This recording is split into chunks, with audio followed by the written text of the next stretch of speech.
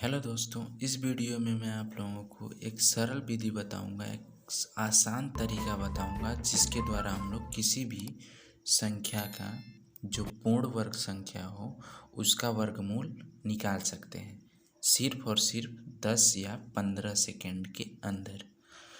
इससे पहले कि हम लोग उस नियम को अच्छे से सीखें, हमें 3-4 बिंदुओं को सीखना होगा जो कि बहुत ही महत्वपूर्ण बिंदु हैं।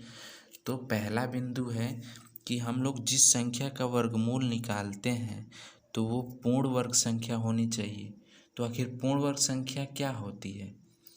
तो जिस संख्या का वर्गमूल निकालने पे एक पूर्ण संख्या प्राप्त हो उस संख्या को पूर्ण वर्ग संख्या कहते हैं। जैसे मान लो 16 ले लिया जाए तो 16 एक पूर्ण वर्ग संख्या है। क्यों? क्योंकि यदि इसका हम लोग वर्गमूल निकालेंगे तो इसका वर्गमूल पूर्ण संख्या ही प्राप्त होगी जो कि 4 होगी। इसी प्रकार यदि हम लोग 81 लें तो 81 भी क्या है? एक पूर्ण वर्ग संख्या है। क्यों? क्योंकि इसका वर्गमूल निकालेंगे तो वो भी एक पूर्ण संख्या प्राप्त होगी जो कि 9 होगी। ठीक। अब जैसे मान लो 10 ले लो तो 10 पूर्ण वर्ग संख्या नहीं है। क्यों? क्योंकि इसका वर्गमूल निकालेंगे तो वो कुछ 3 दशमलव समथिंग के लपेट में आएगा, तो ये पूर्ण संख्या नहीं है। इस प्रकार ये पूर्ण वर्ग संख्या नहीं होगी। बात समझ आ रही है? इसी प्रकार 8 लोगे तो 8 का वर्गमूल निकालोगे तो वो 2.9 समथिंग आएगा, तो ये पूर्ण संख्या है? नहीं है। इस प्रकार ये पूर्ण वर्ग संख्या नहीं होगी। अब इसी प्रकार 36 ले लो तो 36 पूर्ण वर्ग संख्या है? तो देखेंगे 36 का वर्गमूल 6 होता है जो कि पूर्ण संख्या है। इस प्रकार 36 जो होगी वो पूर्ण वर्ग संख्या होगी। तो ये नियम केवल और केवल पूर्ण वर्ग संख्याओं पे लागू होगा। अब ऐसा नहीं कि कोई भी संख्या दो दो और उसका हम लोग वर्गमूल निकाल लेंगे झट से, तो ये गलत बात है। ठीक है, वो संख्या पूर्ण वर्ग संख्या होनी चाहिए। बात क्लियर हुई? अब देखो दूसरा बिंदु क्या है कि जो पूर्ण वर्ग संख्या होगी उसका इकाई अंक यानी अंतिम वाला अंक कभी भी 2, 3, 7 और 8 नहीं होता है। मतलब जितनी भी संसार में पूर्ण वर्ग संख्याएं हैं उसका इकाई अंक यदि आप लोग चेक करोगे तो उसका इकाई अंक कभी भी 2, 3, 7 और 8 नहीं प्राप्त होगा। कहने का मतलब जब 2, 3, 7, 8 नहीं प्राप्त होगा तो कोई भी पूर्ण वर्ग संख्या होगी तो उसका इकाई अंक क्या प्राप्त होगा? या तो 0 होगा, या तो 1 होगा, या तो 4 होगा, या तो 5 होगा, या तो 6 होगा, या तो 9 होगा। ये यानी कि कोई भी पूर्ण वर्ग संख्या होगी उसका इकाई अंक इन्हीं में से कोई एक होगा। जैसे एग्जाम्पल के तौर पे 16 ले लो, 16 का इकाई अंक 6, 25 ले लो इसका इकाई अंक 5, 100 ले लो इसका इकाई अंक 0। इसी प्रकार आप लोग 64 ले लो इसका इकाई अंक 4। ये सभी पूर्ण वर्ग संख्याएं हैं क्योंकि इनका वर्गमूल निकालोगे तो एक पूर्ण संख्या प्राप्त होगी। बात समझ आ रही? तो ये एग्जाम्पल है, एग्जाम्पल से आप लोग देख सकते हैं ऐसी कोई पूर्ण वर्ग संख्या नहीं है जिसका इकाई अंक इन चारों में से कोई एक हो। बात समझ आई? तो ये दूसरा बिंदु। अब तीसरा बिंदु बहुत ही इम्पोर्टेंट है, इसको आप लोग जान लो।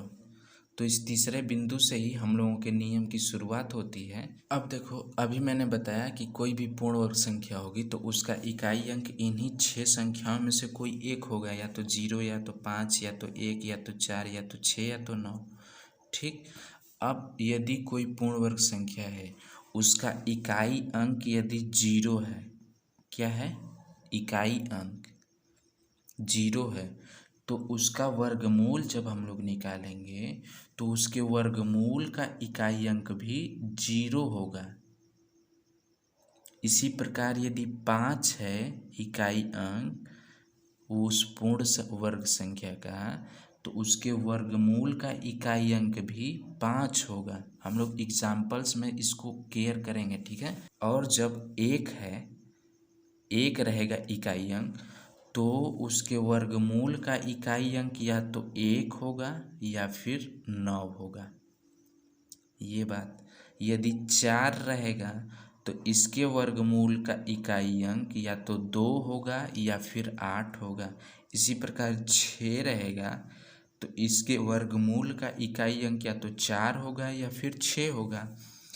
और इसी तरह से जब 9 होगा, किसी भी पूर्ण वर्ग संख्या का इकाई अंक 9 होगा, तो उसके वर्गमूल का इकाई अंक या तो 3 हो सकता है या फिर 7 हो सकता है, ठीक। तो हम लोग जो नियम पढ़ेंगे उसमें पहले इकाई अंक फाइंड करेंगे, फिर दहाई अंक फाइंड करेंगे, और फिर जब सैकड़ा वाला अंक होगा तो उसको भी फाइंड कर लेंगे। तो मेनली हम लोग 2 ही स्टेप में किसी संख्या का वर्गमूल निकाल लेते हैं। तो ये आप लोगों को याद करनी है। अब इसको याद करना बहुत ही सरल है। जैसे 1 है, 1 का इकाई अंक यदि आप लोग 1 याद कर लिए तो इसका 9 होगा, क्योंकि इन दोनों का योग कितना है 10। इसका योग 10, इसका योग 10, इसका योग 10। यानी जब 4 का आप लोग जब जान गए 2 होगा, तो एक और संख्या कौन सी होगी 8 होगी, क्योंकि 2 और 8 मिलके 10 होगा। तो इसको याद करना बहुत ही आसान है। 0 का 0 होता है, 5 का 5 होता है, 1 का या तो 1 या तो 9, क्योंकि इन दोनों का योग कितना होता है 10। तो इसी बेसिस पे, योग के बेसिस पे याद कर लेते हैं 10, ठीक। एक संख्या यदि 4 होगी तो दूसरी संख्या 6 होगी, क्योंकि दोनों का योग 10 हो गया। अब हम लोग नियम को एग्जाम्पल्स के द्वारा समझेंगे और अपने दिमाग को स्थिर करके नियम को एक बार समझ लीजिए, उसके बाद आप लोग किसी भी संख्या का वर्गमूल 10 या 15 सेकेंड में लगा सकते हैं। जैसे हम लोग एक पहला एग्जाम्पल लेते हैं 576। इसका हमें वर्गमूल ज्ञात करना है। क्या? वर्गमूल। तो जब भी मैं कोई संख्या दूंगा तो आप लोग मान के चलना कि वो एक पूर्ण वर्ग संख्या ही है, ठीक। इसके अलावा कोई और संख्या दी होगी तो उसका वर्गमूल निकालोगे तो वो गलत आएगा। पहले ये कन्फर्म होना चाहिए कि वो संख्या क्या होनी चाहिए, पूर्ण वर्ग संख्या। बात क्लियर हुई? तो इसका वर्गमूल निकालेंगे हम लोग। तो पहले हम लोग क्या करते हैं, पेयर बनाते हैं। कैसे? पीछे से पेयर जोड़ा बनाते हैं। तो एक जोड़ा ये अकेला बच गया तो इसको अकेले ही रहने देंगे। तो देखो इस तरह से हम लोग 2 जोड़ा प्राप्त हुआ, ठीक। एक ये। अब देखो जब 2 जोड़ा प्राप्त हुआ तो इसका वर्गमूल जब निकालेंगे तो वो 2 अंकों वाली संख्या प्राप्त होगी। यदि 3 जोड़ा प्राप्त होता इस तरीके से, तो जब उसका वर्गमूल निकालते तो 3 अंकों वाली संख्या प्राप्त होती। अब देखो इस जोड़े में हम लोगों को इस वाली जोड़े में इसके इकाई अंक को ध्यान में रखना है। तो इकाई अंक कितना है? 6 है। अभी मैंने जस्ट पीछे बताया है कि जिस पूर्ण वर्ग संख्या का इकाई अंक 6 होगा तो उसका वर्गमूल जब निकालेंगे तो उसके वर्गमूल का इकाई अंक या तो 4 होगा या फिर 6 होगा। अभी मैंने बताया, ठीक। अब देखो इससे तो इकाई अंक फाइंड हो गया और इससे क्या होगा, दहाई अंक फाइंड होगा। कैसे? देखो दहाई अंक फाइंड करने के लिए हम लोग एक ऐसी संख्या की कल्पना करेंगे, अपने मन में एक ऐसी संख्या चूज करेंगे, सोचेंगे कि उसका वर्ग करने पे इस संख्या से कम ही प्राप्त हो या फिर इसके बराबर प्राप्त हो, इससे अधिक न। तो देखो यदि हम लोग संख्या 2 चूज करें, अपने दिमाग में 2 को सोचें, तो 2 का वर्ग करने पे 4 आ रहा, ठीक, और 3 का वर्ग करने पे 9 आ रहा। तो 2 का वर्ग ही हम लोग इसके लिए वैलिड होगा। क्यों वैलिड होगा? क्योंकि 2 का वर्ग कर रहे हैं तो इससे कम प्राप्त हो रहा है, इससे अधिक प्राप्त नहीं हो रहा। बात समझ आई? तो इसका दहाई अंक, इसके वर्गमूल का दहाई अंक मिल गया 2, यानी दहाई अंक क्या हो गया, दहाई अंक मिल गया 2। ठीक, अब इकाई अंक ये है, या तो 4 या फिर 6। तो हमें इसको कन्फर्म करने के लिए कि 4 होगा कि 6 होगा, इसके लिए हम लोग क्या करेंगे, जो संख्या हम लोग चूज किए हैं अपने दिमाग में, उस संख्या को हम लोग लेंगे और उससे अगली वाली संख्या का गुणा कर देंगे। यानी 2 है तो इससे अगली वाली संख्या 3 से गुणा करेंगे तो 6 आ गया। अब इस 6 की तुलना हम लोग इससे करेंगे, इससे, इसी से दहाई वाला अंक आया है ना, तो इससे जब करेंगे तो देखो ये 5 है। ठीक, तो जब तुलना करेंगे तो ये जब छोटा रहेगा इससे तो छोटी वाली संख्या लेंगे, और ये जब बड़ा रहेगा इससे तो बड़ी वाली संख्या लेंगे। तो देखो 5 छोटा है 6 से, तो छोटा है तो क्या होगा, हम लोग छोटी वाली संख्या लेंगे, यानी इकाई अंक क्या होगा, 4 होगा। तो इस प्रकार 576 का वर्गमूल 24 होगा। अब जैसे मान लो एक अगला एग्जाम्पल हम लोग लेते हैं, 1089। ठीक, इसका हमें वर्गमूल निकालना है। तो इसको करड़ी के अंदर भी लिख सकता है इस तरीके से कि इसका वर्गमूल निकालो, या फिर बोल सकता है सिर्फ कि 1089 का वर्गमूल निकालो। तो सबसे पहले हम लोग क्या करेंगे, पेयर बनाएंगे। तो ये पेयर बन गया, तो 2 पेयर बना, यानी जो इसका वर्गमूल निकलेगा वो भी 2 अंकों वाली संख्या होगी। तो पहले हम लोग इसके इकाई वाले अंक को ध्यान में रखेंगे। तो इसका इकाई वाला अंक क्या है, 9 है। तो जो पूर्ण वर्ग संख्या होगी जिसका इकाई अंक 9 होता है, तो उसका वर्गमूल निकालने पे उसका इकाई अंक, वर्गमूल का इकाई अंक क्या होता है, या तो 3 होता है या फिर 7 होता है, या तो 3 होता है या फिर 7 होता है। मतलब इकाई अंक हमें मिल गया उस संख्या का, क्या, या तो 3 या फिर 7। ठीक, अब हमें दहाई अंक फाइंड करना है। तो दहाई अंक यहाँ से फाइंड होगा। कैसे, दहाई अंक फाइंड करने के लिए हम लोग अपने मन में एक ऐसी संख्या सोचेंगे जिसका वर्ग करने पे इस संख्या से कम ही रहे या फिर बराबर हो जाए, इससे अधिक न हो। तो यहाँ पे 10 है तो हम लोग वो संख्या लेंगे 3। क्यों लेंगे, क्योंकि 3 का वर्ग करेंगे तो 9 आएगा, और 4 का वर्ग करेंगे तो 16 आएगा, जो कि बड़ा है तो ये नहीं होगा, और 3 वाला एक्सेप्टेबल होगा, क्योंकि 3 का वर्ग 9 है, 10 से कम है। बात समझ आई। तो दहाई अंक हमें मिल गया 3, दहाई अंक मिल गया कितना, 3। ठीक, अब हमें एक बात ध्यान रखनी है, दहाई अंक तो मिल गया, अब इकाई अंक कौन होगा, 3 होगा कि 7 होगा, कौन होगा। इसके लिए हम लोग क्या करेंगे, जो दहाई वाला अंक है 3, इसमें हम लोग इससे अगली वाली संख्या का गुणा कर देंगे। तो जब गुणा करेंगे तो 12 आ जाएगा। अब देखो, इस संख्या से इसकी तुलना करेंगे, इस संख्या से इसकी तुलना करेंगे, तो ये छोटा है, तो जब छोटा होगा, वर्गमूल वाला छोटा होगा तो छोटी वाली संख्या, बड़ा होगा तो बड़ी वाली संख्या। तो यहाँ पे 10 छोटा है 12 से, इसलिए छोटी वाली संख्या ली जाएगी और बड़ी वाली संख्या छोड़ दी जाएगी। तो यहाँ से आ गया इकाई अंक 3, यानी इस संख्या का वर्गमूल हो गया 33।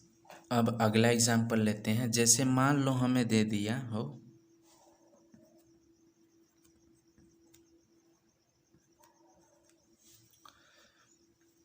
ये संख्या दे दी हो, ठीक, 13,456। इसका हमें क्या करना है, वर्गमूल निकालना है। ठीक, तो पहले हम लोग क्या करेंगे, पेयर बनाएंगे पीछे से। तो एक पेयर ये बना, और उसके बाद जो संख्याएं बचती हैं उसको एक पेयर में ले लेंगे। क्या, एक पेयर में। ठीक, अब इस पे हम लोग फोकस करेंगे, इसके इकाई वाले अंक पे। तो इकाई वाला अंक क्या है, 6 है। तो कोई भी पूर्ण वर्ग संख्या होगी जिसका इकाई अंक 6 होता है, तो उसका यदि वर्गमूल निकालेंगे तो उसके वर्गमूल का इकाई अंक या तो 4 होगा या फिर 6 होगा, इन्हीं दोनों में से कोई एक होगा। तो इकाई अंक हमें मिल गया, या तो 4 या तो 6। अब दहाई अंक हमें फाइंड करना है। तो यहाँ पे संख्या है 134। तो हम लोग अपने मन में एक ऐसी संख्या को चूज करेंगे जिसका वर्ग करने पे 134 से कम ही प्राप्त हो, या फिर 134 के बराबर आ जाए। वैसे तो आएगा नहीं, कम ही प्राप्त हो, अधिक न हो।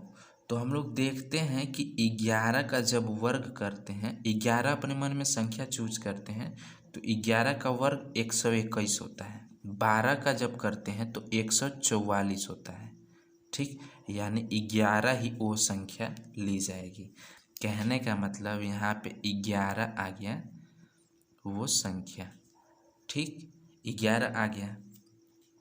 अब क्या करेंगे हम लोग, इस 11 में इससे अगली वाली संख्या का गुणा कर देंगे, यानी 11 में 12 का गुणा कर देंगे। तो जब इसका गुणा करेंगे 11 में 12 का, तो 12 एक 12 का 2, हाथ में लगा 1, 12 एक 12 एक 13, 132 आ गया। ठीक, अब देखो इस संख्या से इसकी तुलना करेंगे तो ये संख्या 132 से बड़ी है। क्या है, बड़ी है। 134 बड़ी है, इसलिए बड़ी वाली संख्या एक्सेप्टेबल होगी, छोटी वाली नहीं, क्योंकि ये बड़ा है। इसलिए यहाँ पे इकाई अंक 6 होगा। तो ये 116 जो होगा इस संख्या का वर्गमूल होगा। चलो एक लास्ट एग्जाम्पल ले लेते हैं हम लोग।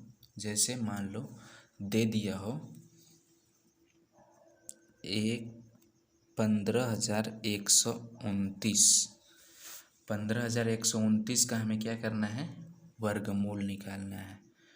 तो हम लोग क्या करेंगे, पेयर बनाएंगे। एक पेयर बन गया और उसके बाद ये कर देंगे। ठीक, तो इसका इकाई अंक 9 है। ठीक, तो इकाई अंक 9 किसका होता है, या तो 3 का होता है या तो 7 का होता है।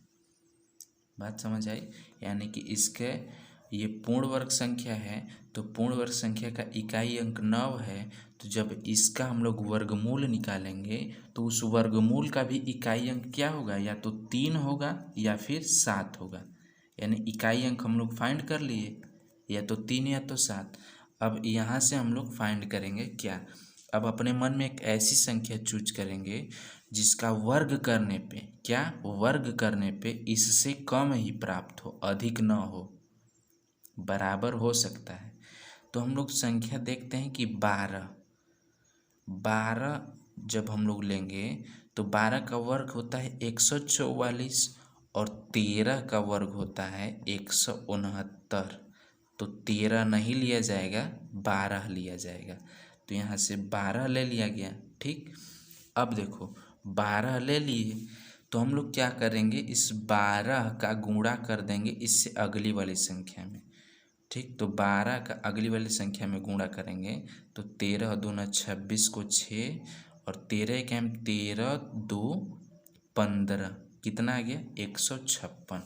अब देखो 151 छोटा है 156 से, इसलिए जब छोटा होगा ये वाली संख्या तो इकाई अंक छोटा वाला लिया जाएगा,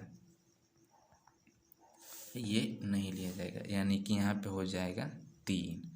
तो 123 जो होगा वो इस संख्या का वर्गमूल होगा। देखो यहाँ पे हम लोग पेयर जनरली जब वर्गमूल निकालने के लिए बनाते हैं तो ऐसे 2-2 का पेयर बनाते हैं। क्या, 2-2 का पेयर बनाते हैं। तो देखो इसमें 3 पेयर बना है, इसलिए 3 अंकों वाली संख्या आई है। चूँकि हम लोग नियम जब पढ़ते हैं तो पहले वाले को क्या करते हैं, एक पेयर बना लेते हैं, बाकी शेष को एक पेयर में रख लेते हैं नियम के द्वारा।